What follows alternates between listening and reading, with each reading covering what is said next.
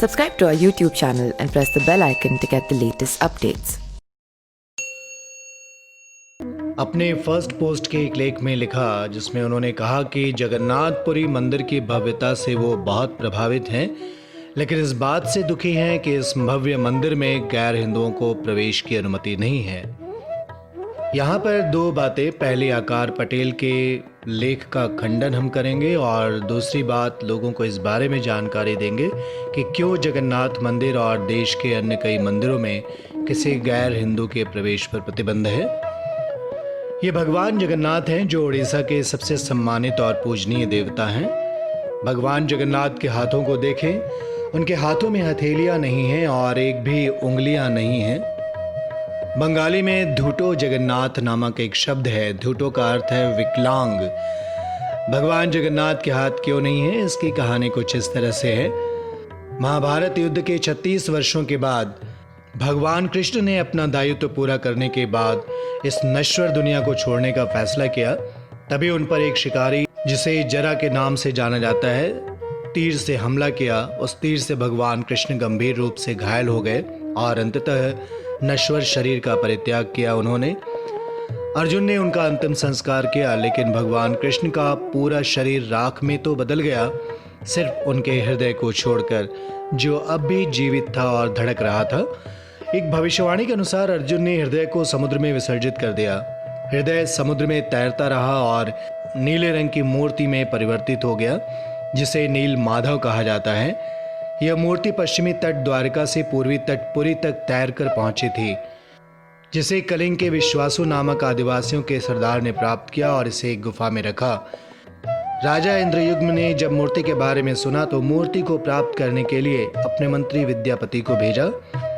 विद्यापति को विश्वासु की बेटी से प्रेम था और उसने विश्वासु की बेटी से शादी करने के बदले मूर्ति को एक बार देखने की शर्त रखी।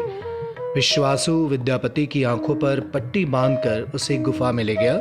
उसे ज्ञात नहीं था विद्यापति चुपचाप गुफा में पहुंचने के रास्ते पर सरसों के बीज डाल रहा है। जब विद्यापति ने मूर्ति को देखा तो वो आनंद और भक्ति से अभिभूत हो गया और इस तरह से एक निर्दोष आदिवासी को धोखा देने का उसे बेहद अफसोस हुआ।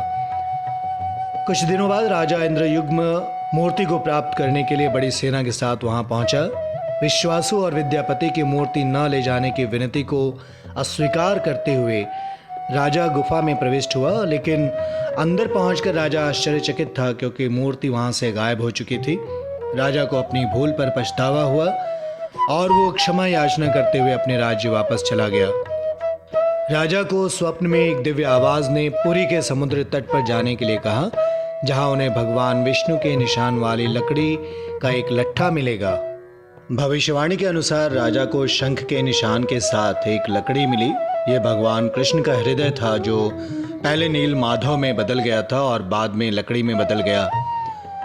राजा ने पुरी में एक मंदिर का निर्माण करवाया और मूर्तिकारों के द्वारा लकड़ी से मूर्तियां बनाने की कोशिश की, लेकिन कोई भी उस लकड़ी की वोट पर एक भी खरोंच नहीं बना सका। बाद में एक बूढ़े आदमी ने दावा किया कि वो लकड़ी को मूर्ति बना सकते हैं। उन्होंने एक शर्त रखी कि जब तक वो दरवाज़ा बंद करके मूर्ति बनाएंगे तब तक कोई उन्हें परेशान नहीं करेगा। जब वो बूढ़ा व्यक्ति मूर्तियों को बनाने का काम कर रहा था, तब राजा की रानी गुंडीचा छिपकर काटने पीटने बनाने की आवाज़ सुना करती थी। एक दिन उन्हें कोई आवाज़ सुनाई नहीं दी। राजा और रानी ने सोचा कि शायद बूढ़ा आदमी बीमार हो गया और यह सुनिश्चित करने के लिए उन्होंने कमरे में प्रवेश किया, लेकिन उन्हें वहां कोई नहीं मिला। जगन्नाथ, बालभद्र और सुभद्रा की अपूर्ण प्रतिमाएं बड़ी गोल आंखों और शरारती मुस्कुराहट के साथ वहां खड़ी थी। राजा ने अपनी जल्दबाजी के लिए पश्चाताप किया और अपूर्ण मूर्तियों को मंदिर में स्थापित करवाया। उस दिन से राजा ने मूर्तियों के हाथों को पूरा करवाने के लिए नए मूर्तिकारों को लाने की कोशिश तो बहुत देरी की, लेकिन वो असफल रहा। राजा भगवान के अपूर्ण हाथों के विषय में परेशान था। किंवदंती के आधार पर कहा जाता है भगवान जगन्नाथ ने उन्हें सपने में दर्शन दिए और बिना हाथों के ही मूर्तियों को स्थापित करने का आदेश दिया। भगवान ने कहा, मैं पूरे ब्रह्मांड को देख रहा हूँ और ऐसा करना जारी रखूंगा। मैं चाहता हूँ कि मेरे उत्साही भक्त ही मेरी देखभाल करें। अगर आज मेरे हाथ होंगे तो आप लोग और मेरे उत्साही भक्त मेरे भरोसे हो जाएंगे।